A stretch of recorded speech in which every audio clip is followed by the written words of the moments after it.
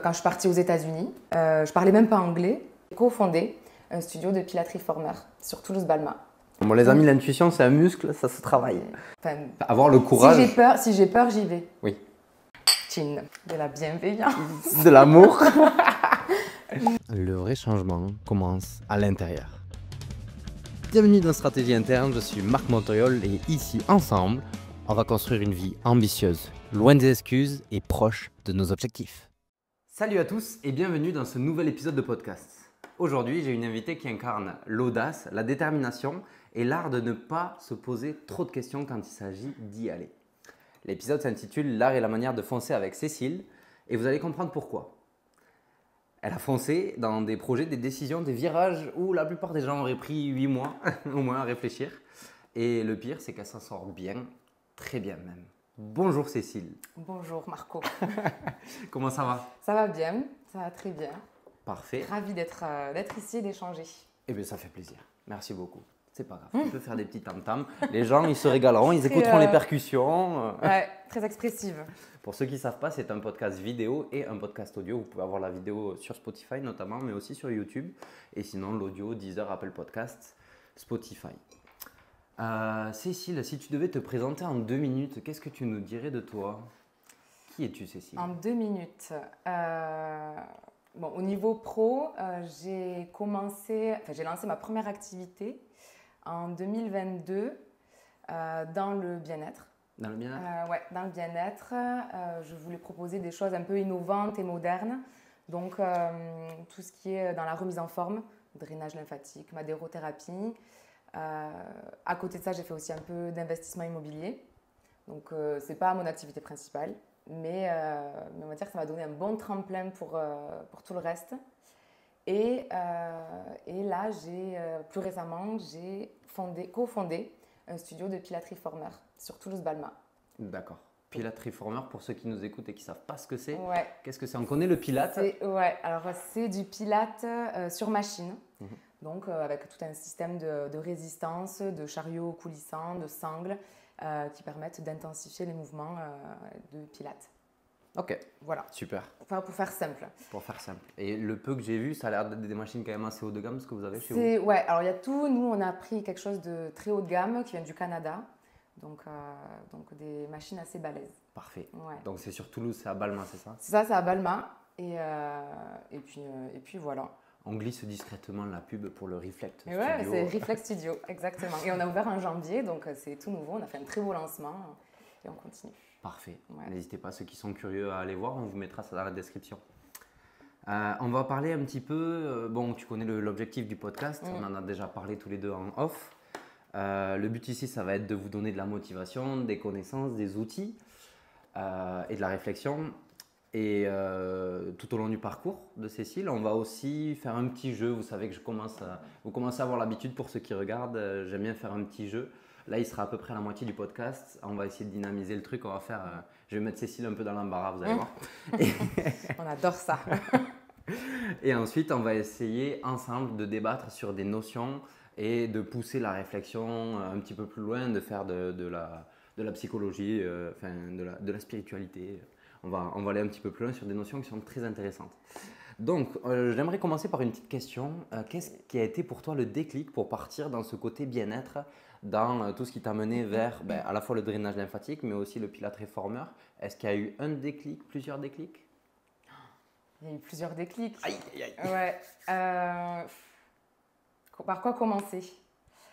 Non, avant j'étais salariée, j'étais dans le salariat et j'ai essayé plein de choses. Parce que j'adore découvrir plein de choses. Je ne veux pas me limiter à une seule activité, une seule mission, un seul domaine. Et on va dire que j'ai eu un peu un ras-le-bol du domaine où j'étais. J'étais dans les assurances. Ok. Donc, j'ai voulu tout quitter. Pendant que j'étais dans les assurances, j'avais commencé l'investissement immobilier. Donc ça a été un premier déclic. Dans le sens où c'est des projets, c'est un peu de l'entrepreneuriat en soi, où tu as des partenaires, tu as des locataires. Enfin voilà, tu travailles vraiment sur… Tu mènes ta barque et comme tu mènes une entreprise. Il y a du budget à réfléchir. Exactement. Ouais. Donc en fait, ça m'a mis un pied dedans. Et un pied dans un réseau aussi d'entrepreneurs investisseurs. Ouais. Donc premier déclic. De là, j'ai fait de l'investissement quand j'étais encore salariée. Et ce domaine de salariat me mettait une pression pas possible, qui ne me correspondait plus du tout, avec des valeurs qui ne me correspondaient pas. J'étais plus du tout alignée, on va dire. Donc j'ai décidé de quitter ce milieu-là pour faire quelque chose qui me passionne vraiment, qui est plus tourné vers les autres, et où je peux être moi-même avec mes valeurs et être authentique. Ok, tu as eu une intuition que c'était le bon filon, que c'était le moment de changer, ouais. Ouais, déjà, j'en pouvais plus de ce côté salariat et surtout de cette activité-là. Et en fait, c'était un tournant, donc je me suis dit, allez, j'adore ce domaine-là. J'ai eu une opportunité de me former au drainage lymphatique à la base de la base. Et en fait, de là, j'ai commencé petit à petit. Je gardais une activité salariée à côté pour ne pas mettre la pression du chiffre avec Maison Paris. Donc là, c'est mon activité de drainage dans le bien-être. Et voilà, c'était le premier déclic. Ok. On va dire. Très bien. Il y en a eu un deuxième du coup Tu dis que c'est le premier. Ouais, le deuxième, il faut dire que c'était même avant ça. Quand je partais en voyage. Ouais. Voilà, le voyage, des gros déclics. Et j'étais partie aux États-Unis. Donc ça, c'était quand même avant, ça m'avait glissé la première graine. On va dire que le côté, la fin du salariat, c'était la deuxième graine. Première graine, c'est quand je suis partie vivre aux États-Unis. Où là, en fait, je me suis sentie hyper libre et hyper capable de faire beaucoup de choses seule et de rencontrer des gens et de construire des projets. Donc ça a été, on va dire, la première graine qui m'a... Ok, qui t'a donné envie de monter ta propre boîte. Belle intuition, ok. Dans toutes les choses qui t'ont poussé justement à foncer, à monter plusieurs entreprises et tout ça, qu'est-ce qui t'a poussé? Est-ce que c'est la peur de regretter? Est-ce que c'est une intuition? Est-ce que c'est le ras-le-bol du salariat? Ça, on en a parlé. Qu'est-ce qui m'a poussé? Comment on pourrait traduire ça pour nos auditeurs et leur donner la force? Ou alors qu'eux se reconnaissent aujourd'hui dans ce schéma? En fait, moi,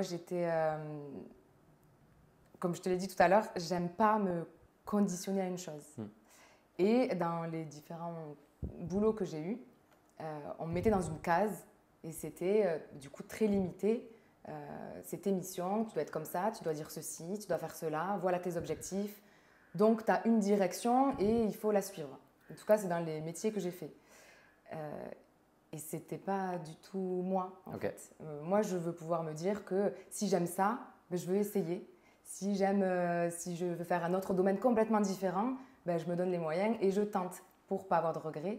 Et me dire, si ça marche, tant mieux. Si ça ne marche pas, tant pis. Mais au moins, j'aurais essayé. Et voilà. Enfin, en tout cas, tout ce que j'ai eu envie de faire, je l'ai tenté. Par mon plus grand bonheur, il y a plein de choses qui ont marché. Mais il y a des choses qui n'ont pas marché ou qui, au final, ne m'ont pas plu. Donc, j'ai arrêté. Ouais. Mais, ça fait partie du jeu. Ça fait partie du jeu, c'est ça. Mais en tout cas, d'y aller et de tenter. Très bien. Ouais, donc, tu as vraiment cette envie de liberté. Parfait. Ouais, c'est ça. Et ce qu'on peut dire ici, c'est que tu as eu pas mal d'intuition aussi. Déjà parce que vous avez été la première salle de Pilates Reformer à Toulouse, c'est ça? Oui, alors ça existait un petit peu avant dans le centre-ville. Mais c'était des petites structures, elles avaient 1 ou 2 machines. Mais vous faites que ça. Vous êtes c'est vraiment, ça. Et surtout qu'en fait, on a adoré ça avec mon associé. On en faisait et c'était compliqué d'aller en centre-ville. Parce que nous, on est de la périphérie. Donc, il fallait aller en centre-ville, trouver une place, payer une place. Il y avait des listes d'attente pour cette activité. Enfin, franchement, il y avait plein de problématiques. Et dans la périphérie, il n'y avait rien du tout.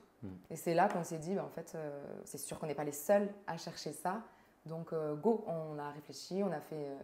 une veille, on a fait tout un business plan et on s'est rendu compte qu'il y a un créneau à prendre. Très bien. Donc, on a été la première dédiée exclusivement aux Pilates Reformer. Voilà, oui. Parfait. Une belle intuition. Bon, les amis, l'intuition, c'est un muscle, ça se travaille. C'est ouais, vraiment. Ok, bon, mais chouette. Et je fais juste une parenthèse par rapport à tout ce qu'on dit. Vous êtes presque les premières, enfin vous êtes les premières à faire que ça. Il n'y a aucune critique envers aucune autre structure. Chacun fait son business et nous on est dans l'entrepreneuriat bienveillant. Complètement. Oui, c'est vrai. J'aimerais qu'on parle un peu de la prise de risque. Ouais. J'aimerais que tu nous racontes une décision que tu as appris où soit les gens te trouvaient folle, soit toi-même tu te trouvais folle quand tu as pris cette décision? Est-ce qu'il y a une décision comme ça que tu veux nous partager? Pour cette entreprise ou de façon générale? C'est toi qui choisis. Il y a eu pas mal de choses. On m'a pris pour une folle. Quand je suis partie aux États-Unis, je connaissais personne là-bas, je suis partie toute seule. Je parlais même pas anglais. Ok. Donc c'était un peu fou. Mais au final, ça s'est très bien passé. Une des meilleures expériences de ma vie. Ok. Pourquoi tu es partie aux USA? C'était pareil, c'était un tournant dans ma vie. C'était il y a quelques années maintenant. Mais je voulais un peu tout recommencer. J'avais quitté mon appartement, mon boulot. Et je me suis dit, j'ai toujours eu envie d'aller en Californie. Donc, allez, go. Donc, une envie d'exploration. Ouais, c'est ça. Et incroyable. J'ai appris l'anglais, j'ai rencontré plein de gens du monde entier. Je me suis immergée dans la vie. J'avais 23 ans. Ouais. Donc, la vie un peu étudiante des États-Unis. J'ai voyagé partout. Franchement, c'était incroyable. Génial. Ouais. Et j'en profite pour faire une parenthèse parce que je trouve qu'on ne le fait pas assez ou alors on le dit pas assez. Mais utiliser sa vingtaine pour explorer, c'est vraiment hyper important. Je prends ce concept d'un mec que j'aime beaucoup qui s'appelle Sofiane. Il le dit très souvent, il faut prendre le temps dans ses 20 ans d'explorer, de faire plein de choses. Ça ne veut pas dire ne rien construire, ça ne veut pas dire ne pas commencer à réfléchir, à faire des choses sérieuses pour l'avenir, à ne pas commencer une entreprise, quoi que ce soit, mais vraiment prendre des décisions un petit peu folles, aller changer de pays, explorer dans ce pays, aller tenter. On ne connaît personne à cet endroit-là, mais on y va. Et en fait, c'est comme ça que vous allez vous construire. Et toi, j'imagine que c'est comme ça que tu t'es construite aussi. Aujourd'hui, tu as des parts de ce voyage qui font vraiment partie de toi. Mais c'est ce que j'allais te dire. Enfin, moi, c'est tout ça, tous ces voyages qui m'ont construite aujourd'hui et qui m'ont dit tu es capable de faire ça, tu peux y aller, fonce. Moi, après ce voyage-là, je suis arrivée, je me suis dit ok, j'adore les voyages. J'ai jamais fait d'études dans ça. Go, je vais me vendre et je vais postuler dans des postes de voyage. Je vais être agent de voyage. J'ai réussi à être agent de voyage alors que je n'ai aucune expérience, à part mes expériences. J'ai tapé dans le micro. C'est pas grave. Désolée si jamais elle a tapé dans le micro. Pardon. Non, à part mes expériences perso, mais au final, l'expérience perso te construit le pro. Ouais. Donc franchement, à chaque fois qu'il y a des plus jeunes avec qui je parle ou quoi, qui ont 18 ans, qui ont le bac, qui ont cette petite envie de voyager ou de faire un petit truc, go quoi. Franchement, j'en connais certains qui sont partis du coup en Australie, maintenant ils y vivent, ils ont construit là-bas mais toute une vie, enfin des trucs de fou quoi. Ah mais j'ai l'exemple moi avec un ami au Canada, il bossait ici en France à Toulouse. Et il a eu une opportunité de partir au Canada. Il a dit pourquoi pas, mais vous inquiétez pas, ce sera juste quelques années. À toi, mon ami qui nous regarde et qui maintenant vit là-bas avec sa chérie, le chat. Ça fait des tournants. Hein. Ah ouais, c'est impressionnant. Ok, très bien. Et une autre décision folle, je peux en dire une autre? Vas-y. J'ai voulu tenter l'armée. Et là, tout le monde m'a pris pour une folle parce que c'est pas du tout mon truc. J'ai fait tous les tests à Bordeaux, là, sur le truc. J'avais mon adjudant-chef, machin, pour les entraînements, les trucs. Et au final, j'ai réussi tous les tests psychologiques, médicaux, sportifs et tout ça. J'étais pas très sportive en plus à l'époque, donc je m'étais mis à fond dans le sport. J'ai tous les entraînements, le Luc Léger et tout comme ça. Et au final, j'ai été reçue. Mais tu n'es pas partie dans l'armée. Je ne suis pas partie. Au final, c'était pas. On va dire que c'était plus un challenge personnel, avec du recul, je pense. Parce que c'était pas du tout un milieu fait pour moi. Mais tu as essayé. Tu t'es dit, je vais aller au bout des choses. Tu n'as pas juste eu l'idée et on va laisser l'idée comme ça. Tu as exploré. C'est bien. C'est ça. C'est vraiment bien. Ok. Bon, j'imagine que dans tout ça, tu avais quand même des peurs. En fait, je me suis noté quelques petites citations pour vous donner du croustillant. Mais bon, on peut dire que le courage, c'est pas l'absence de peur, mais c'est l'action malgré elle. On va parler de mon sujet préféré. Qu'est-ce que c'est? L'immobilier? Non. Aujourd'hui, on va pas trop parler d'immobilier. Je pense que du coup, on parle souvent d'immobilier quand même dans mes podcasts et je me suis dit que je voulais changer un petit peu. N'hésitez pas d'ailleurs à donner votre ressenti. Aujourd'hui, vraiment, on va parler entrepreneuriat, on va parler de tes valeurs et on va parler de tout ça. Et d'ailleurs, après, on va débattre sur des sujets vraiment très, très stylés qui ont commencé à résonner maintenant. Mais là, on va parler d'organisation. Ah, bah oui. Bah oui. Évidemment. C'est quoi l'organisation de la fonceuse? Est-ce que tu es plutôt bordélique ou est-ce que tu es plutôt structuré? Franchement, je dirais que je suis plutôt structurée. Ok. Est-ce que tu as une méthode, une routine, un outil, quelque chose? Alors, on m'a donné quelques outils. Oui. Voilà, En dehors de ce que je t'ai donné, hein, vraiment toi. Alors, bah non, alors moi toute seule. Ouais. En fait, quand j'avais une seule activité, oui, j'étais très carrée, j'avais beaucoup de méthodologie, etc. Au fur et à mesure du cumul des activités, c'est un peu plus compliqué aujourd'hui et il me faut plus d'outils. Là, aujourd'hui, je ne saurais pas te donner d'autres outils que ce que tu m'as donné. D'accord. Mais en soi, oui, l'organisation, c'est un peu la base pour pouvoir mener un peu tout de front. C'est ça. Mais quand on a autant de choses, comment tu fais pour ne pas t'éparpiller? Je m'éparpille des fois. Non, pas tout le temps, parce que sinon, ben, j'y arriverai pas, clairement. Mais oui, il y a des moments où il faut que je me pose en me disant, OK, c'est quoi les priorités?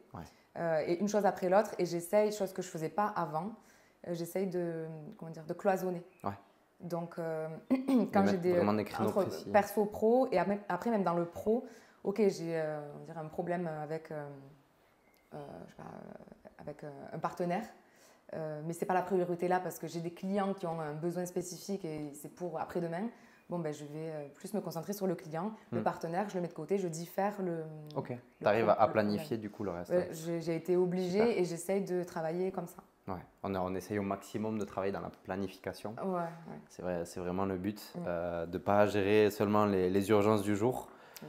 Moi, je vous recommande toujours d'avoir quand même 3 priorités par jour et maximum, dans le sens où de ne pas se mettre des 3 énormes tâches, plus que 3 énormes tâches. Mais voilà, arrive à structurer tout ça. C'est hyper important. Ouais. Moi, j'en ai plus que 3. Hein. En général, dans ma to-do, plus que 3 priorités. Mais... Oui, mais vraiment, quand je parle de 3 priorités, c'est 3 énormes actions. Comme j'aime les appeler, c'est 3 crapauds. Il y a un livre qui s'appelle Avaler le crapaud, qui est un livre d'organisation, qui explique que… Alors, ça se débat. Il y a plusieurs côtés et à l'intérieur du livre, c'est hyper intéressant. Mais en gros, les tâches les plus dégueulasses à faire, il faut les faire le matin, les plus dures mentalement. Et du coup, il visualise ça avec un crapaud. Le mec, il faut avaler son crapaud. Là, ça donne pas envie. Ouais, je ne connais pas ce… C'est un livre? C'est un livre, ouais. Okay. C'est un livre et c'est vraiment un très bon livre sur l'organisation. Okay. Moi, j'avais beaucoup aimé justement et cette image d'avaler le crapaud dégueu de beau matin. Pourquoi le matin? Mais parce que tout simplement, le matin, c'est là où tu as le plus d'énergie mentale. C'est là où tu vas être le moins distrait. Voilà, il faut pas caler, pour ceux qui sont encore salariés ou quoi que ce soit, il ne faut pas caler 18 meetings le matin. Le matin, il faut travailler sur des tâches de deep work, de travail profond. Il faut vraiment utiliser tout son cerveau, tout ça. Et les choses plus faciles, on les met l'après-midi. Il faut aussi apprendre à se connaître. Si vous êtes du soir ou de la nuit, comme l'ami Joris qui était passé dans ce podcast, voilà, faut apprendre à travailler différemment. Ouais. Mais ouais. J'aimerais que tu nous parles maintenant d'un échec, un moment où foncer, ça t'a peut-être mis dans un mur. Est-ce que c'est arrivé ça dans ta vie? Des échecs, qu'est-ce que tu appelles échec? Parce que moi, je ne considère pas des échecs. On est d'accord qu'un échec, ce n'est pas un échec. Un échec, c'est une leçon, on en apprend. Exactement. Tout ça, voilà, développement personnel. Oui, à fond, à fond. Non, un problème où je me dis, alors attends. Là, vraiment, si on devait résumer la question, est-ce qu'il y a un moment où tu as foncé et du coup, tu es allé dans le mur? Il peut ne pas y en avoir. Hein. Je pense que nos auditeurs seront très déçus, mais bon, il peut. Dans l'immobilier, par exemple, on dirait que j'ai foncé. Je trouve qu'à chaque fois, ça m'a apporté plus que les problèmes que j'ai eus, parce que j'ai eu plein de problèmes dans tous les domaines, à chaque étape. Et pour le coup, ça m'a vachement formée. Donc pour moi, ça m'a plus apporté ces échecs et ces problèmes que desservi. Mais par exemple, l'immobilier, j'ai fait un investissement, très bonne affaire. Et au final, il se trouve que c'était un lieu qui était quand même avec beaucoup de turnover de locataires, etc. Si j'avais su avec du recul, vu la charge mentale que ça m'a pris, j'aurais peut-être pas investi dans ce milieu-là parce que ça me prend trop d'énergie. À un moment donné, là, ça va beaucoup mieux. Mais ça m'a pris trop d'énergie pour ce que c'était, pour ce que ça valait le coup. Ouais, donc tu as fait le ratio rentabilité, entre guillemets, de tout ce que ça peut rapporter et combien de temps ça te prend. Et pour toi, ça ne vaut pas le coup. Ouais. C'est ça. Ok. On va dire, ça peut être ça. Ok. Très bien. Mais par contre, vraiment, la notion de quasiment, peut-être à chaque fois que tu as foncé, ça t'a apporté plus que ce que ça t'a coûté. Je trouve ça très puissant. Oui, oui, franchement. Pourtant, il y a des moments où j'en ai chié. J'en ai chié. Parce que il faut savoir qu'en immobilier, j'ai investi toute seule. Ouais. Ma première entreprise, je suis toute seule. Et là, c'est sur Donc, j'ai investi en nom propre et après, je suis en auto-entreprise. Et là, sur ma dernière ouverture, on est associés. Je vois une différence énorme. Donc, ça m'a forgé. Hein, les premiers, c'est très formateur. Mais par contre, d'être à deux, c'est une force de malade. Et pourquoi je te dis ça? Pour qu'on en tire l'essence de ce conseil, c'est-à-dire que s'associer, c'est hyper important. Et donc, du coup, l'échec… Non, je ne sais plus pourquoi je te dis ça. Pourquoi je te dis ça? Parce que je te demandais les échecs, je te disais que à chaque fois que tu as foncé, ça t'a apporté plus que ce que ça t'a coûté. Oui, et que je te dis que j'en ai chié quand j'étais toute seule. Et je vois vraiment la différence quand on est deux. Ouais. Ah, il manque un truc. Il manque un truc. Mais je sais pas, je sais plus. Je sais pas, mais bon, du coup, je continue en disant que la fameuse phrase « seul, on va plus vite », mais à plusieurs, on va beaucoup plus loin. Vraiment beaucoup plus loin. Je suis en train de le voir, moi, avec des futurs investissements IMO que je suis en train de faire, où on est 3, et bordel que c'est simple. Alors, pour l'instant, on est qu'au balbutiement du truc, hein, mais… Oh là là, alors que pour l'instant, j'ai toujours investi tout seul dans les démarches, les actions, les trucs comme ça. C'est pas du tout pareil. Et ouais, à plusieurs, vraiment, c'est vraiment autre chose. Parce que là, tous tes investissements avant, c'était tout seul? Alors, c'est tout seul dans le cadre des actions.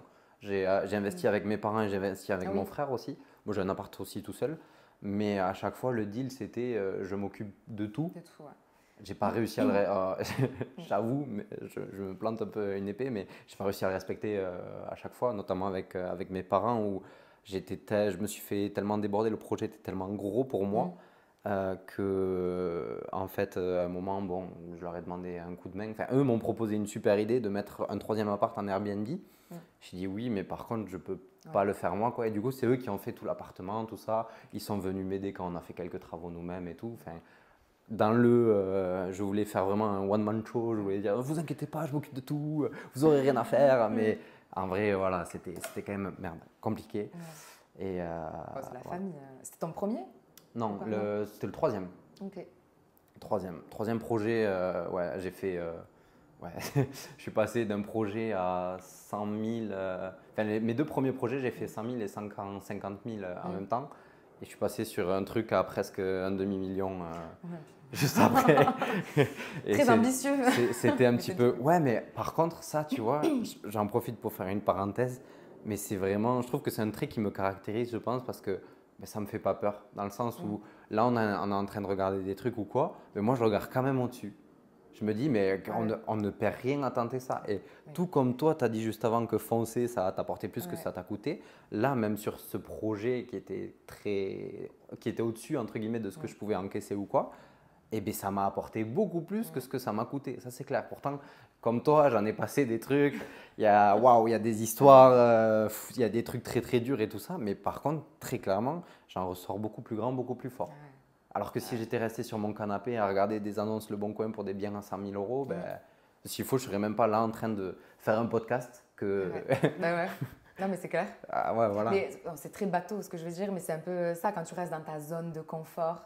Tu n'évolues pas et tu ne vas pas explorer d'autres choses et tu ne vas pas plus haut. C'est ça. Donc, il faut vraiment explorer, il faut l'agrandir, cette zone de confort. Il faut être de plus en plus confortable dans tout ça. Bon, on commence à être pas mal. Je te propose de terminer cette première partie avant de faire le petit jeu. Je te propose de terminer cette première partie en disant, bon, le petit starter pack de Cécile, quelles sont tes 3 habitudes si demain quelqu'un veut devenir un petit peu plus fonceur, La première habitude, par exemple, ça serait de couper quoi? Qu'est-ce qu'il faudrait enlever pour être un petit peu plus fonceur, Cécile? Alors, couper. Qu'est-ce qu'il faudrait enlever? Moi, j'ai envie de dire la peur, tu vois, mais c'est un peu basique. Mais, Ben ouais, mais alors, les basiques, c'est souvent le plus important. oui, Les oui. gens, ils essayent de trouver des notions hyper compliquées, Ouais. des trucs super complexes, Ouais. une étude scientifique de 1%. Non, Non. Prends la base, travaille la Non, base, ouais. la l'autre Pareto, là, 20-80, Ouais. et tu fais la base. Deviens parfait sur la base, et après, Ouais. voilà. Donc, Non, mais je dirais la peur, parce que c'est la peur qui t'empêche de te lancer. Donc, juste te dire, tu te lances, ça marche, tant mieux, ça marche pas, tant pis. Enfin, tout en mesurant quand même, tu ne vas pas te jeter dans le vide sans le filet. Il faut un peu, voilà, faut être un peu smart, quoi. Mais, mais c'est ça, en fait. Ouais. Se dire, ben, même si ça marche pas, j'aurais quand même kiffé. J'aurais kiffé le chemin, l'aventure. Moi, c'est un peu mon truc. parfait, Ouais. génial. Et il faut en donner 3? Bah attends, je vais te guider, Ah, t'inquiète pas. ok. Du coup, si tu as enlevé la peur, pour une autre habitude, pour avancer et devenir un petit peu plus fonceur, il faudrait ajouter quoi? De l'audace. De l'audace. Et ouais, l'audace, ça va avec le culot. C'est un peu pareil. Ouais. Ouais, du culot et de l'audace. Il y a quand même une frontière fine, je pense, entre l'audace, le culot et des fois être impoli ou des fois prétentieux, ce genre de choses. Oui, il y a une grosse frontière entre ça. Mais justement, comment on jauge ça? Parce qu'il y a des gens pour qui l'audace d'une personne peut être vue comme justement, j'ai oublié le mot que j'ai cité juste avant. Audacieux comme… Être impoli. Il y a des gens, en fait, quand tu vas être audacieux, des fois, toi tu vas être audacieux dans ton raisonnement, audacieuse du coup, et il y a des gens qui vont te prendre pour une prétentieuse. Mais comment différencier ça? Comment Ouais, moi je pense pas qu'on me prend pour une prétentieuse, mais non, ben, pour moi de l'audace c'est oser en fait. C'est pas… c'est aller chercher les informations ou l'inspiration, par exemple. Par exemple, avec les gens. Quelqu'un qui t'inspire, ça reste un humain, ça reste quelqu'un qui a fait aussi des erreurs, des trucs. C'est un peu redescendre les gens. Ne pas les mettre sur un piédestal. Voilà, et te dire, bon, ben, j'y vais. Et dans tous les cas, la personne n'est pas Dieu et elle ne va pas m'écraser parce que je vais lui demander un conseil. Enfin, je pense qu'il faut relativiser les choses et y aller, même si ce sont des personnes qui sont connues ou si c'est des personnes qui ont du pouvoir ou qui ont réussi, qu'on pense un peu inaccessible. Ça reste des humains comme tout le monde. C'est ça. Ça dans le côté humain. Et après, le côté, c'est ce que tu as dit, le côté, par exemple dans l'immobilier, te dire, ok, tu vois quelque chose qui te semble inaccessible par rapport à tes objectifs et ton projet, en termes de chiffres, mais y aller quand même en te disant, pourquoi pas. Pourquoi pas essayer? C'est ça. Et au pire, ça marche pas. J'ai rien perdu. Tu as investi un petit peu du temps, mais tu as appris des choses. Mais tu as appris des choses. Et au pire, tu as tout gagné, quoi. En fait, tu as beaucoup plus à gagner qu'à perdre. Tu as toujours beaucoup plus à gagner à perdre. À foncer, tu as toujours plus à gagner qu'à perdre. C'est vrai, ouais. Bye Cécile, 2025. Mais franchement, moi, ça m'a tellement apporté, surtout. Surtout. Même, surtout. Je pourrais dire tellement de choses, mais… Si, vas-y, vas-y, 6 ans. Non, même, par exemple, aux États-Unis. Ouais. Quand je suis partie aux États-Unis, j'arrive à Los Angeles avec des amis, on voulait sortir un soir et on connaissait personne. Et moi, je connaissais à l'époque de Skyblog. Tu te souviens de Skyblog? Je pars loin un peu, mais je trouve ça fou. En fait, je trouve ça fou encore aujourd'hui. Tu sais que, alors, je l'ai coupé, donc n'essayez même pas. Mais j'ai retrouvé, un collègue de boulot, il y a 5 ans, je crois, a retrouvé mon Skyblog du collège. Oh, l'enfoiré, il a sorti ça à tous mes collègues. J'étais vert. C'est trop drôle. Ça, ils ont tout supprimé maintenant. Ah. Je crois qu'ils ont tout supprimé. Bon, moi, je l'avais supprimé aussi. Donc, Ah ouais, bon, moi, moi, je l'avais gardé. Mais bon. À l'époque, donc, il y a longtemps, très longtemps, j'étais très jeune et tu suivais des gens, on pouvait suivre des gens, et moi j'étais fan de breakdance, fan de ça, et en fait je parlais avec des personnes qui étaient dans un crew de break, et en fait au fur et à mesure du temps, je les ai jamais rencontrés ces gens, ils habitent à Strasbourg, rien à voir, et en fait il y a eu Facebook, après il y avait Instagram, et on s'est rajoutés sur les réseaux sociaux, et on se parlait une fois par an, mais comme ça. Et en fait, au fur et à mesure, je voyais qu'ils faisaient... Donc, leur groupe avait monté en compétition. Ils allaient tout le temps à Los Angeles et dans le monde, ils faisaient des compètes. Donc, moi, je suivais, je voyais ça. Mais on se parlait quasiment jamais. C'était vraiment un truc comme ça. J'arrive à Los Angeles avec des amis que j'avais rencontrés là-bas. On se dit, bon, on veut sortir un soir, on veut aller dans un endroit bien et tout ça. J'ai un flash, je me souviens de cette personne. Je l'ai sur Facebook. Je lui envoie un message, je lui dis à tout hasard, je sais que tu vas souvent sur LA et tout, est-ce que tu as des adresses à me donner? Il me dit, ah non, j'y suis pas, mais tiens, je te donne un contact. Donc, j'ai quand même eu le culot, tu vois, de demander, alors qu'on ne parle jamais, à quelqu'un que je n'ai jamais vu, ça. Il me donne un contact qui habite sur place. Je contacte cette personne. En plus, c'était le début où j'étais là-bas, je ne parlais pas trop anglais, ni rien du tout. Cette personne n'est pas là, bon, mais elle me file d'autres contacts, Wow. etc., etc. Donc, on parle du réseau aussi, c'est assez puissant. Cette personne n'est pas là, bref, le temps passe, je rentre à Santa Barbara, je repars 2 semaines après à Vegas. Je vais à Las Vegas. J'arrive à Vegas, on sort le premier soir, c'est pas du tout la vibe, le mood qu'on voulait. Je me connecte sur Snapchat, à l'époque j'étais beaucoup sur ça. Et là, je vois que le contact que mon pote de Strasbourg m'avait donné est à Vegas. D'accord. Et là, il nous dit, mais rejoignez-nous avec tous vos potes et tout ça. Nous, on connaît du monde sur Vegas. Franchement, on fait l'anniversaire d'un pote. On va passer le week-end ensemble. Donc, je dis, bon, je n'ai jamais vu lui. Je n'ai jamais vu la personne qui m'avait conseillé. Go, tu vois, est-ce que ça vous tente? Mes potes me disent, bah, ouais, on tente. On y va. Et c'était 4 jours à Vegas. Rêve américain. Ah ouais. Ouais, en fait, on est arrivé là-bas. Il me dit, tu donnes mon nom à l'entrée dans un endroit magnifique à Vegas.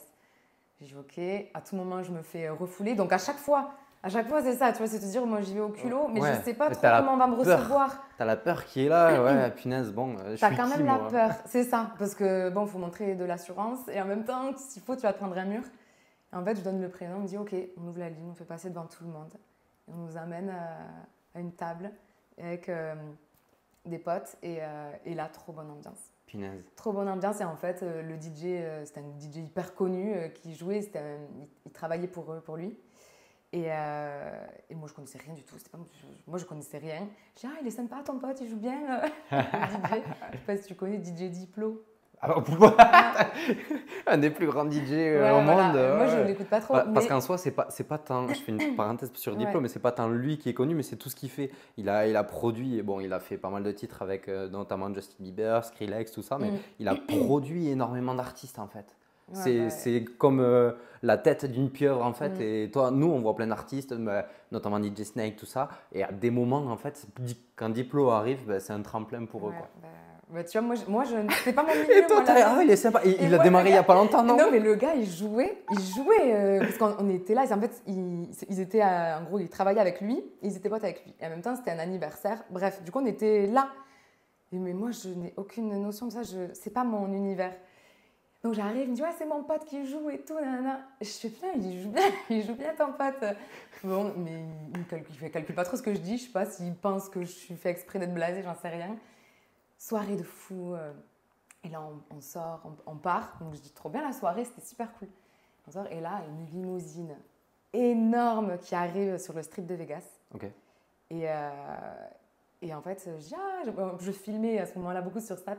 Et je dis, it's my car, it's my car. Et il me dit, oui, c'est notre voiture. Je sais quoi? Et là, mes potes, parce qu'il y avait je précise, il y avait des potes, il y avait une pote à moi et deux mecs et une fille. Et il me dit, bah ouais, venez, on va continuer la soirée et tout.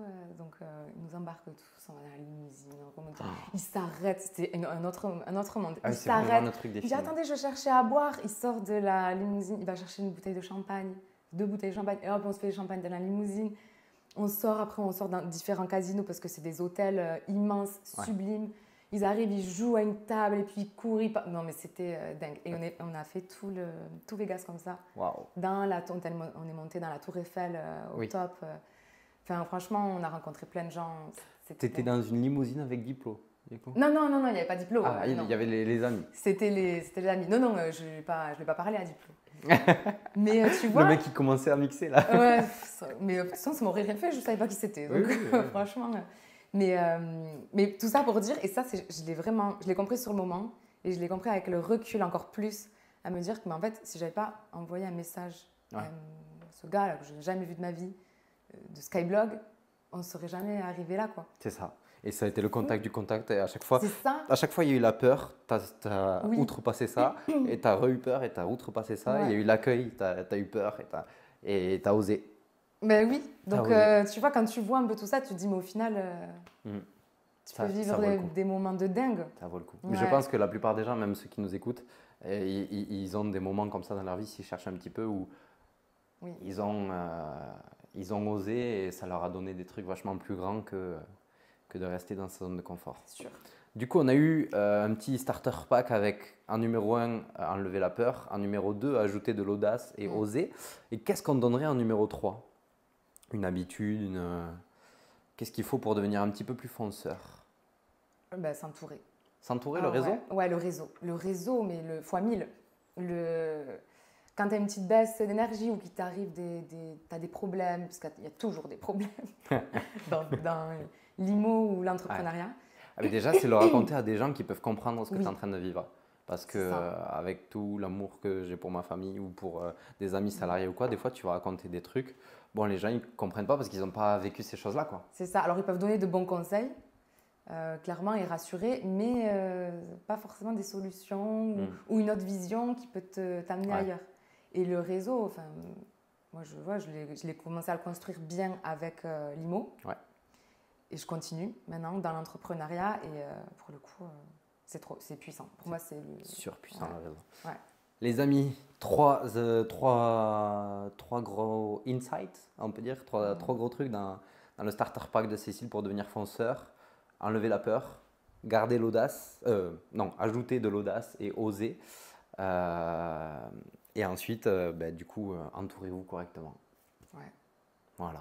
C'est un beau starter pack. Ouais, c'est un très beau starter pack. Ouais. Je te propose de démarrer un petit jeu. C'est pas compliqué. Là, je vais me prendre. Attends, je me suis pris pour Julien Lepers, Jean-Luc Reichmann, Nagui. Aujourd'hui, je suis Nagui. On va chanter? Non. Ah ouais, non, surtout pas. Tu veux pas entendre ça. Pardon. Donc, on va jouer à un petit jeu. Ça va être très simple. Il suffit juste que tu répondes le plus vite possible. Le premier truc qui te vient. T'inquiète pas. Ça met la pression. Ouais, justement, c'est le but. Ok. Ah. Ok, tu vas voir, c'est très simple. Je te demande par exemple ton plat préféré, tu me dis les lasagnes. Bam. Voilà, tu vois, c'est vraiment des questions de ce style-là. Tourné bien sûr vers le dev perso. Ok. Si tu devais conseiller un livre aujourd'hui, je ne lis pas. Non, si, je lis. J'adore lire. Dans le pro, l'effet cumulé. Ok, l'effet cumulé d'Aren Hardy, génial. Ouais. Ce livre, il fait partie des top livres que je pourrais recommander. C'est trop bien, que ce soit dans le pro ou le perso, en fait. C'est la base de tout. Ouais. Je crois que j'ai fait un épisode de podcast il n'y a pas longtemps. Sur ça? Où j'en parle, ouais. Je ne l'ai pas écouté. Oh là. Pardon. Alors, je ne l'ai pas fait sur le livre de Darren Hardy, mais je l'ai fait sur l'importance d'ajouter ce petit quelque chose en fait à chaque fois. Ouais. Ensuite, si tu devais donner un conseil à ton toi de 20 ans. Fonce. C'est ce que j'allais dire, mais à mon moi de 20 ans, t'inquiète, ça va le faire. T'inquiète, ça va le faire. Ouais. Ok. Une habitude qui a changé ta vie.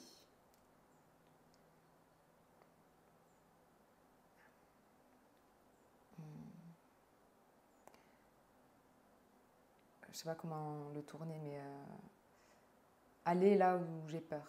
Aller là où tu as peur, ok. Ouais. Ok. Ne pas avoir peur. Avoir le courage. Si j'ai peur, j'y vais. Oui. En soi. Ok. Pour pas regarder ce truc de frein. Ouais. De rester bloqué dans ta situation. Ouais. Ouais, ok. Est-ce qu'il y a un mantra ou une phrase que tu te répètes tout le temps?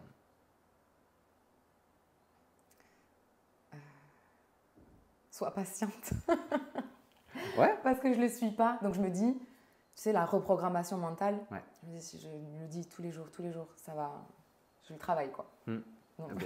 Ça, c'est vraiment un sujet que j'ai envie d'aborder, le paradigme, comment ton conscient et ton subconscient fonctionnent, comment ils communiquent entre eux et comment changer ça en fait, parce qu'on a tous des croyances dans notre subconscient qui sont bien ancrées. Comment on fait pour bouger tout ça? Ça, c'est vraiment un truc que j'ai envie d'aborder. Ouais. Et tu peux le faire en tellement d'épisodes parce que c'est trop intéressant. Ok. Génial. Est-ce que tu es plutôt du matin ou du soir? Du matin. Du matin? Très bien. Qu'est-ce qu'il manque dans ce monde? De la bienveillance. De l'amour? Non, ouais. De la bienveillance, ouais. De la bienveillance, ouais. Soyez bienveillants, les amis. Ouais, je trouve que Un petit sourire, un petit truc, une Ouais. petite main tendue, un petit peu d'aide, Mm. un petit peu de gentillesse, ça fait Ouais. toujours du bien. Et une question que j'aime bien poser à chaque fois, mais pourquoi les gens passent beaucoup de temps sur leur téléphone plutôt que de vivre la tête haute? Pourquoi?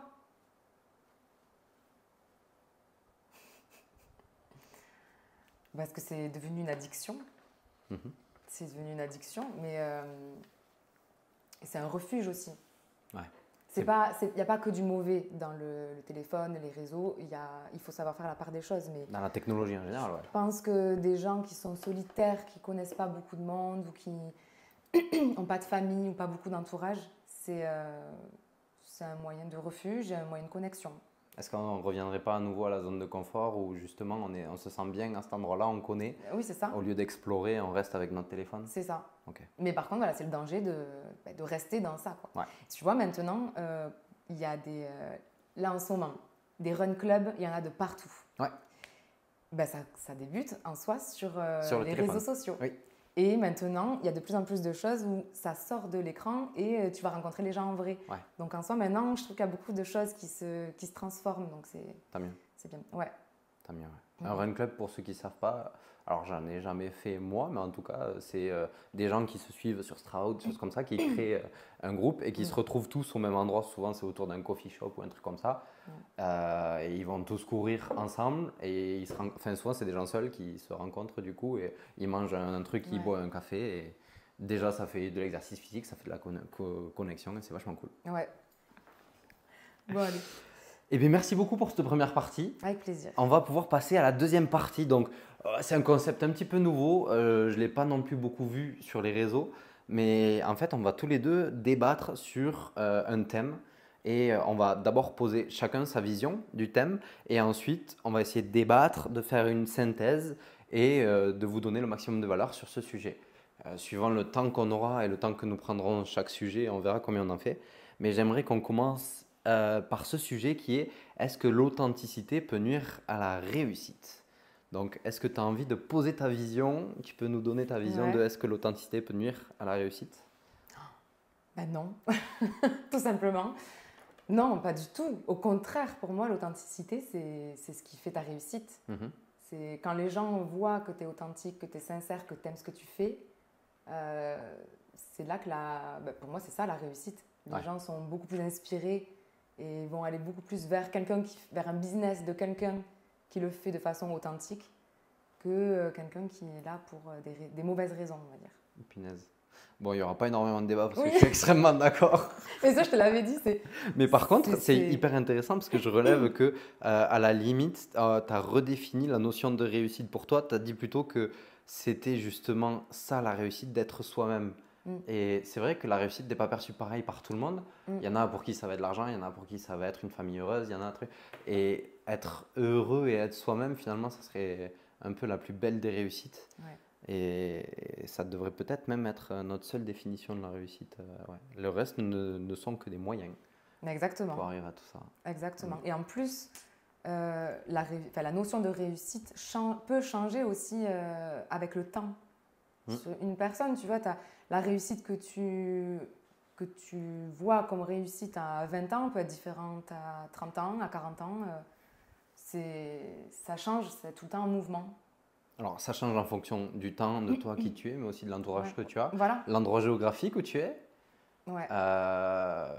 L'évolution du corps aussi à travers le temps. Vraiment plein de choses, ouais. Oui, tu vois, quelqu'un qui a une maladie, quelqu'un qui, par exemple, Alors, je regarde Breaking Bad en ce moment, quand c'est au tout début. Super réussi. Le mec vraiment, très bel exemple. Le mec vraiment, j'en suis à peine au moment où il est en train, enfin il a toujours son cancer, mais il est en train d'en guérir. Ah ouais, c'est la première fois que tu regardes Breaking Bad. Ouais. Ouais. T'as du retard. Ah ben oui. Je suis en train de la re-regarder. Ah ouais. Ouais. Punaise. Je suis en train de la regarder, mais justement, franchement, c'est Un bel Un bel exemple d'un mec qui a complètement Ça changé de aurait pas dû. direction en fonction de comment sa vie Ouais. était. Il était plan-plan, prof, avec un boulot qu'il n'aimait pas. Il se faisait marcher dessus. Il se faisait marcher dessus. fort. Et là, le mec, il sait qu'il va Arrière. peut-être mourir. Enfin, lui, il est persuadé de mourir quoi, dans 6 mois. Non, je sais plus. Ouais, un Et peu de ça temps. devient un badass motherfucker. De malade. Trop stylé, c'est trop bien que tu as de la chance de ne pas l'avoir vu encore au final, parce que là tu vas tout découvrir, c'est trop stylé. Je rebondis sur ça parce que c'est un truc, j'avais vu un séminaire incroyable. C'est quand la dernière fois que vous avez eu la chance de faire quelque chose pour la première fois. Ah, Là, tu me dis ça comme si, waouh, tu as vraiment trop de la chance. J'aimerais avoir tout oublié pour pouvoir re-regarder ce truc. Et du coup, on sort complètement du contexte et tout ça, mais j'en profite pour te poser cette question. C'est quand la dernière fois que tu as fait quelque chose pour la première fois et que tu as eu cette sensation-là? attends. Nous sommes tous. Attends, je réfléchis. Je sais, on prend le temps. Oui, on prend le temps. Ici, Ne sur mets le- pas la pression. Hein. Sur le podcast Stratégie Interne, on prend le temps justement pour sortir des vraies pépites. Ouais. Mon passage à la radio. Ok. Là, c'était avec Reflect. On est passé à la radio et c'était la première fois que je faisais ça. Trop bien. C'était trop cool. Ouais, c'était trop bien. Qu'est-ce que tu as ressenti avant de passer à la radio? Tu avais peur peut-être? Ah, j'étais stressée. Mais surtout que c'est un format très très court. Ouais. Il faut être impactant. Ah, ok. Faut être. Parce que c'est pas comme un podcast, c'est un format très court, comme une annonce pub un peu. Enfin, c'était pas une publicité, ils me posaient des questions. Mais ça a duré 10 minutes maximum. Et après, après, elle a refait un montage, elle a coupé. Donc, en fait, c'était ça, moi, la pression, c'était de se dire, OK, là, c'est un passage, c'est une fenêtre pour une visibilité. Donc, il ne faut pas trop se rater. Ouais. Voilà. Donc, ouais, de la pression, pour le coup. Tu as ressenti la pression, mais tu as quand même allé, tu as foncé, Cécile la Bah, fonceuse. Ouais. Et du coup, c'est la dernière fois que tu avais quelque chose pour la première fois. Et toi? Moi, c'était moto sur piste. J'ai vraiment. Ok. C'est pas du tout professionnel ou quoi, mais bon, on remarque qu'on parle de tout ici. Ouais. Mais c'est la dernière. Je me suis senti. Je m'étais pas senti comme ça depuis des lustres. Une excitation, mais presque j'étais un gamin, tu sais, je courais partout, je sautais, genre, waouh, et tu fais des tours de piste et t'apprends des trucs sur toi, et bon, t'as failli te foutre un peu en l'air, mais c'est pas grave. C'est un détail. T'as rattrapé la bécane, tout va bien. Et c'était quand? C'était il y a tout pile un an, parce que Ok. là, justement, lundi, je pars faire exactement la même sortie que l'an dernier avec Ok. l'équipe Triomphe, tout ça. Et c'était incroyable, c'était ma toute première sortie, mais vraiment une adrénaline, comme un enfant qui entend des gros moteurs. C'est bien, c'est trop bien. Ah ouais, et vraiment, mais du coup, comment on arrive à ces choses-là? À nouveau, il faut oser, il faut foncer, il faut faire des choses qu'on n'a pas l'habitude de faire, il faut tester des choses. Et c'est pas grave si tu vas pas aimer, va tester la salsa, va tester le truc, le machin. Tu apprendras à te connaître plus toi. Je coach quelqu'un, enfin, du moins j'ai un ami à moi avec qui on échange beaucoup sur cet aspect professionnel, tout ça. Découverte de la vie, découverte de qui il est vraiment, tout ça. Je crois qu'il a 40 ans, il a découvert la danse là, il y a 1-2 ans, mais en faisant justement des expériences comme ça. Et depuis, il en fait de plus en plus et il s'identifie de plus en plus là-dedans, il veut mettre beaucoup plus d'énergie là-dedans. Mais pourquoi? Parce qu'il a expérimenté. Il faut tester les choses pour savoir si t'aimes pas, et après tu te trouves. C'est ça. Et t'essayes, toi, Et peu importe l'âge, ouais. T'essayes de faire quelque chose de nouveau régulièrement? Ça, c'est une habitude incroyable. Je voulais l'incorporer. L'an dernier, je m'étais fixé un challenge d'ajouter une habitude chaque semaine. Et je voulais l'incorporer. Ça faisait partie de la liste. Chaque semaine? Ouais. Non, c'était un énorme défi. Ouais. C'était un énorme défi. À partir de 3 mois, j'ai vraiment commencé à lâcher. Mais ça veut dire que j'ai tenu jusqu'à 10 habitudes par jour. Le but d'une habitude, c'est qu'elle dure au moins 1 minute et qu'elle soit positive pour moi, pour ma vie. Et j'ai tenu jusqu'à 10 habitudes par jour. Et bon, à force, il y en avait trop, j'ai lâché. Et puis, c'était plus bénéfique pour moi. Mais bref, ça faisait partie des choses que je voulais vraiment incorporer. Tester quelque chose de nouveau une fois de temps en temps, une fois par mois, une fois par trimestre. Et ça fait partie de l'exploration, C'est trop bien. Toi, tu fais? Moi, j'ai une... Ouais, T'as une to-do list j'ai une d'exploration? to-do. Alors, j'ai pas de toc, j'ai juste ça. J'ai des listes et j'ai une bucket list. Et dans cette bucket list, il y a plein de choses diverses et variées, donc que ce soit dans le pro, le perso ou quoi. Et j'essaye de noter des trucs nouveaux que j'ai envie de tester. Tu vois, là, par exemple, en tête, j'ai passé la PAC. Ouais. Donc, c'est sauter en parachute seul. Ok. Donc, j'ai déjà sauté en parachute. J'ai tellement adoré. Ça aussi, première fois. Pareil. Adrénaline de malade. Enfin, vraiment, j'ai adoré. Et quand j'ai redescendu sur Terre, j'ai dit, je veux remonter. Je veux remonter, je veux remonter. Et, bon, et du coup, ça, j'aimerais le faire. Et après, des petits trucs. Par exemple, là, je me suis noté essayer le golf. Ok. J'ai jamais fait de golf. J'ai jamais fait le practice. J'ai fait du mini-golf, mais ça compte pas. T'as jamais fait de practice? J'ai jamais fait de practice et j'ai jamais fait de golf tout court. Donc ça fait un moment que j'ai sur ma to-do, mais c'est noté. Trop bien. Ou tu as essayé, je sais pas, un sport original. J'avais paddle depuis longtemps. Je bassinais tout le monde. Et au final, maintenant, je suis dans un réseau de paddle. Donc j'essaye de faire plein de choses. Ça me nourrit de toute façon. Donc, faut pas se forcer, je pense. Se mettre un petit coup de pied au cul. Voilà, quand même, un petit peu. Hein.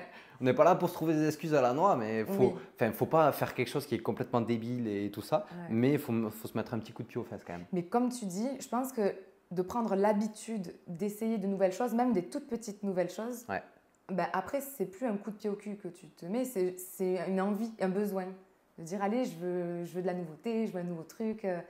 Mais ça fait partie de mettre en place l'habitude. C'est ça. C'est ça. Bon, on n'a fait que rebondir de sujet en sujet, mais est-ce que l'authenticité peut nuire à la réussite? Non, au contraire, on est d'accord, il faut de l'authenticité, il faut se mettre en avant. Il y en a qui ne le font pas et qui essayent de rentrer dans un moule. Personnellement, ce que j'en pense et des quelques trucs que j'ai vus, c'est que ces gens-là, soit au bout d'un moment, ils se crament, soit ils ne sont pas si heureux que ça. Donc, soyez authentique, soyez vous-même. Que ça soit dans votre travail, mais si vous êtes salarié, si vous êtes entrepreneur, si vous êtes investisseur, on se plie au politiquement correct, mais quand même, faut rester soi-même, quoi. Mais ça se voit en plus.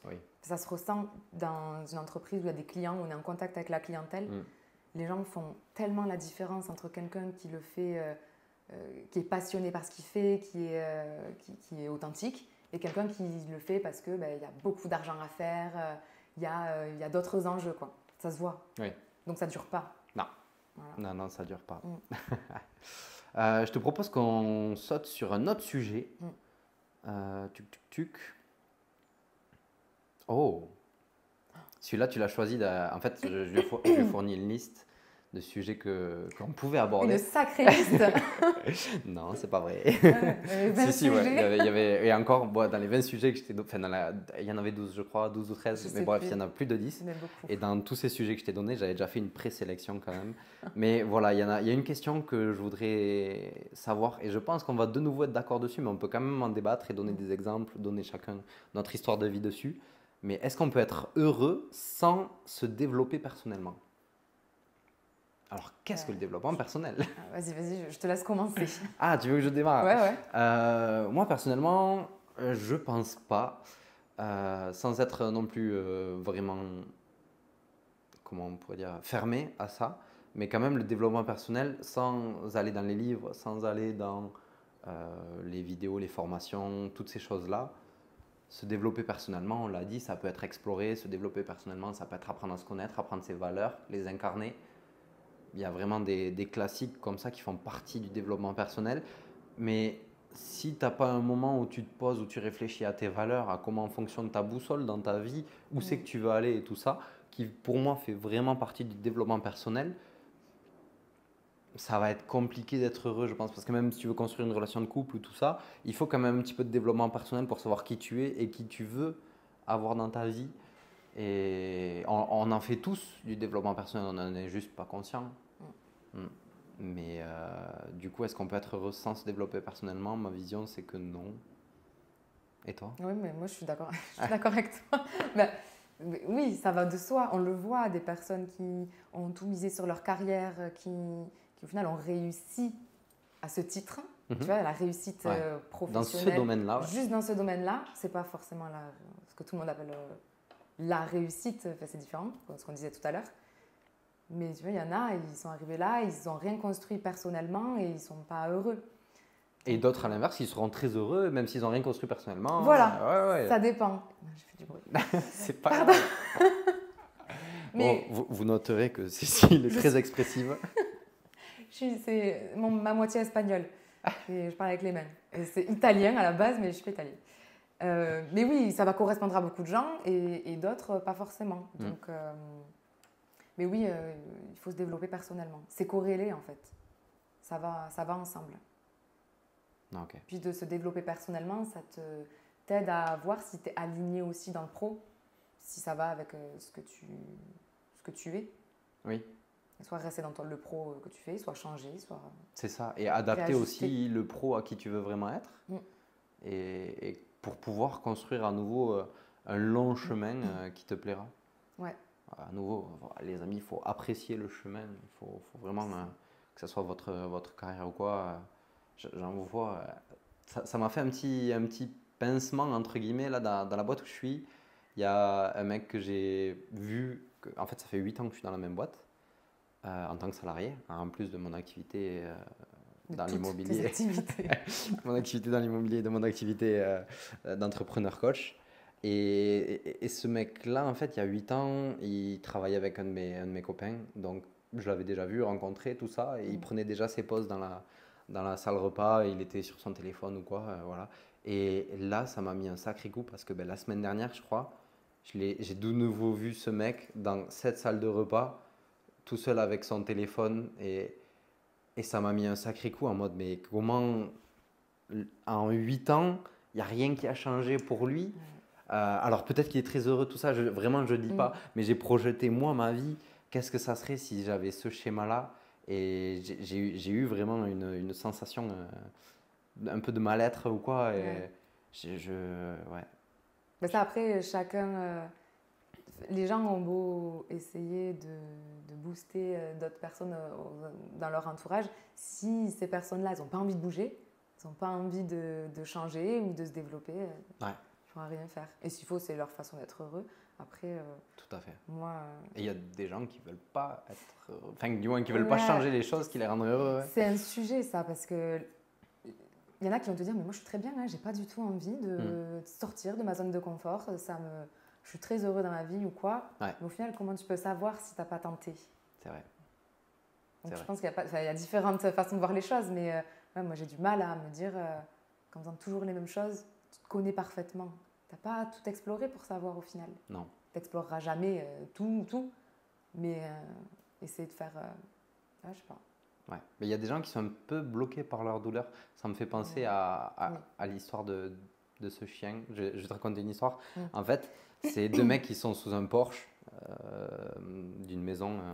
On imagine que c'est aux USA, tu sais, ils ont leur rocking chair et tout ça. Okay. Et puis, il y a un chien par terre comme ça et il se dandine, il grogne un petit peu, mais pas beaucoup, il bouge un peu, ça se voit qu'il n'est pas bien. Et il y a le mec qui fait au propriétaire, mais qu'est-ce qu'il a ton chien? Le proprio, il fait, il est assis sur un clou. Et là, il est presque indigné. Le mec, il fait, mais il est assis sur un clou, mais pourquoi il ne bouge pas? Parce qu'il est assis sur un clou. Et en fait, la morale de cette histoire, c'est de dire que la douleur que le chien imagine de sortir du clou est plus grosse en fait que la petite douleur d'avoir ce clou qui est toujours là. Ah ouais. Et malheureusement, dans la vie, moi je sais que cette histoire elle m'avait énormément marqué. C'était il y a très longtemps. Je pense que c'était en 2018 que je l'ai entendue. Elle m'avait énormément marqué. Justement, tu fais un parallèle avec ta vie ou quoi, ou un truc où toi-même, tu as ton propre clou là, qui est là sur toi et tu n'as pas vraiment envie de bouger parce que tu es quand même habitué à tout ça. Tu as ton chez toi, tu as ta routine, tu as ton travail, tu as ta salle de sport, ton truc, ton machin. Et il y a ce clou qui t'emmerde au milieu, mais bon, on va pas tout changer, ça serait trop douloureux de tout changer. Ouais, c'est pas forcément agréable, mais c'est supportable par rapport à l'éventuelle peur du gros changement. Quoi. Ouais. Oh là là. Ouais. Ça a résonné en toi. Ah ouais, parce que moi, je l'enlève le clou. Hein. Je le garde pas. Je le prends, je le mets dans un bocal, je l'encadre. Non, mais Et ouais. tous les jours, je lui dis merci, le coup, merci. Non, ouais. Ouais. Bah ouais, c'est ce qu'il faut. Mais c'est vrai qu'il faut. Et puis on part pas tous avec les mêmes bases aussi. Ah non, ça c'est je veux sûr. dire. Ça c'est Donc, sûr. Ne serait-ce que nous, en Occident. Mais oui, non, mais c'est vrai. Non, mais faut quand vraiment, même, oui. juste, je pense qu'on fait partie des On a de la 15% chance. les plus riches de la population. Juste à partir Ouais. du moment où on est à cet endroit-là. Sans dire que notre famille, quoi que ce soit. Mais c'est impressionnant, en fait, la chance qu'on a. On a tous les jours de l'eau, de la nourriture, on a un toit sur notre tête, on n'a pas des catastrophes naturelles, on n'a pas. Enfin, Ah, mais oui, mais c'est pour ça qu'il faut aussi. Parce que j'ai eu ce débat avec une amie qui travaille pour des associations, beaucoup dans le caritatif. Et moi, j'ai ce profil plus entrepreneur. Ouais. Se Tu vois, démerder le truc tout de seul. les entrepreneurs qui veulent faire de l'argent. Tu sais, tu as beaucoup de personnes qui mettent ça dans une catégorie, les entrepreneurs, les capitalistes, et après ceux, l'extrême, qui veulent tout. Enfin, Comme si tout était binaire et que si Voilà. tu es entrepreneur, tu peux pas avoir un milieu associatif, vouloir aider les gens. Et comme si quand tu voulais aider les gens, tu pouvais pas être entrepreneur et faire de l'argent. voilà, c'est un peu. Bon, il y en a qui sont assez extrêmes, d'autres qui sont souples, mais il y a des visions différentes comme ça. Et j'ai eu ce débat avec une amie justement par rapport à ça, au fait qu'elle me disait, mais oui, tu peux faire beaucoup d'argent, tu peux vouloir faire ça, mais trop d'argent, à un moment donné, c'est pas donné à tout le monde, dans le sens où quelqu'un qui est dans des pays défavorisés ou quoi, il a zéro base, en fait, il a eu pas du tout les mêmes chances que toi pour pouvoir mettre en place tout ça. Donc oui, tu t'es sorti les doigts, voilà. Ici, on dit les termes dans ce podcast. Tu t'es sorti les doigts du cul. Ouais, je sais pas si non, je n'ai pas dit de mauvais mots. Mais voilà, ce qu'elle me disait, nous, on peut se bouger, mais on a des facilités à la base. Oui. Mais il ne faut pas non plus minimiser le fait que même si on a des facilités, il n'y a pas tout le monde qui arrive à se bouger, qui arrive à créer des choses et tout ça. Mais il y a surtout très peu de gens qui arrivent à se bouger. Ouais. Nous, on s'entoure d'entrepreneurs, on s'entoure d'investisseurs qui sont tous comme nous. Donc, au bout d'un moment, ça devient la norme pour nous. Et surtout, on commence à se comparer aux gens qui font beaucoup plus que nous. Ouais. Et du coup, on se dit, oh là là, je ne fais pas tant de choses que ça. Mais quand juste on prend la moyenne des Français ou quoi que ce soit, qu'on se compare vraiment dans un milieu complètement autre que l'entourage qu'on s'est construit, on est quand même très différent. Et de loin, ce n'est pas du tout un jugement de valeur. À nouveau, chacun mène sa barque comme il a envie. Mais les choses qu'on tente ou les risques qu'on prend sont quand même très différents des risques moyens pris par les Français. Ouais. Ben c'est ce que je disais justement. Mais selon le prisme selon comment tu vois la situation et d'où tu la regardes, les avis sont différents. Tout à fait. Mais oui, il ne faut pas minimiser le fait que malgré tout, même si c'est pas, même si on est dans un bon pays, voilà. Il n'y a pas tout le monde qui peut. Non, ça c'est sûr. Il n'y a pas tout le monde qui se lève avec cette envie de foncer. Voilà. Oh, oui. On est parti un peu loin là. Mais ouais, non, mais moi je trouve ça intéressant. Ouais, c'est intéressant. Ben, d'ailleurs, vous pouvez nous dire vous aussi si vous avez trouvé ça intéressant. Si je devais résumer un petit peu ce podcast, je pense que du coup, on a conclu aussi quand même ce sujet. À nouveau, on n'a pas du tout abordé la question « Peut-on être heureux ?» sans se développer personnellement. Enfin, on l'a abordé 2 minutes et après, on a complètement digressé. Mais j'adore. Ouais. Et justement, vous, est-ce que vous avez aussi adoré ça ? Je vais vous proposer quelque chose pour dynamiser un peu tout ça, de donner votre ressenti, que ce soit en message privé ou en commentaire de cet épisode. Qu'est-ce que vous avez appris de ce podcast ou qu'est-ce que vous avez envie de mettre en avant. Avant justement de faire la conclusion, n'hésitez pas à écrire ce truc-là pour 2 raisons. La première, c'est que ça nous aide.